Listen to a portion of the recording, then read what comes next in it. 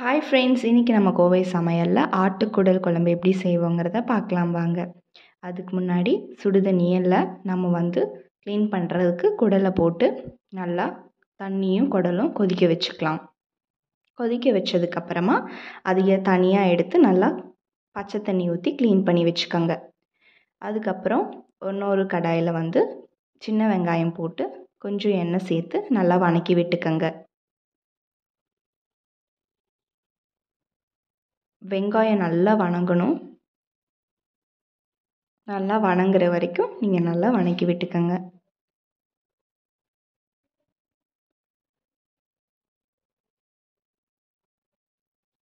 வெங்காயம் கலர் மாறுற வரைக்கும் நல்லா வதக்கி விடுங்க. கலர் மாறினதுக்கப்புறமா இப்போ கலர் நம்மளுக்கு மாறிடுச்சு. இப்போ நம்ம தனியாக எடுத்து வச்சுப்போம். அதுக்கப்புறம் கொத்தமல்லி ஒரு கை எடுத்துக்கிறேன். நல்லா வதக்கி விட்டுக்கோங்க. கொஞ்சம் எண்ணெய் சேர்த்து நல்லா வதக்கி விடுங்க.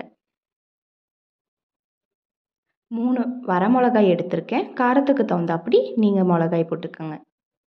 அதுக்கப்புறம் சீரகம் கொஞ்சம் சேர்த்துக்கலாம். அப்புறம் மிளகு கொஞ்சம் சேர்த்துக்கலாம். ஒரு கொத்து கருவேப்பிலை நம்ம சேர்த்துக்கலாம். அடுத்ததாக அதே தனியாக எடுத்து வச்சுட்டு தேங்காய், சோம்பு, பட்டை, எண்ணெய் ஊற்றி நல்லா வதக்கி வச்சுக்கோங்க. நல்லா வதக்கி 3ஐயும் தனியாக எடுத்து வச்சு நல்லா மிக்ஸ் பண்ணி அரைச்சிக்கலாம். அரைச்சி எடுத்து வச்சுக்கோங்க. அடுத்தது குக்கரில் எண்ணெய் ஊற்றி 2 ஸ்பூன் அளவு எண்ணெய் ஊற்றிக்கோங்க. எண்ணெய் நல்லா காஞ்சதுக்கப்புறமா கடுகு சேர்த்துக்கலாம். கடுகு நல்லா பொரிஞ்சதுக்கப்புறம் ஒரு கொத்து கருவேப்பிலையை சேர்த்து மிக்ஸ் பண்ணிக்கோங்க. நம்ம வேக வச்சுருக்கக்கூடிய குடல் சேர்த்துக்கலாம்.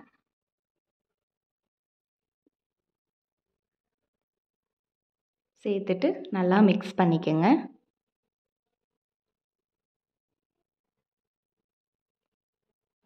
நல்லா மிக்ஸ் பண்ணிக்கிட்டு உப்பு தேவையான அளவு உப்பு சேர்த்துக்கோங்க.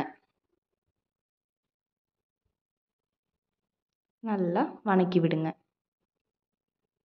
நல்லா வதக்கி விட்டதுக்கப்புறமா இப்போ நல்லா வதக்கி விட்டுங்க.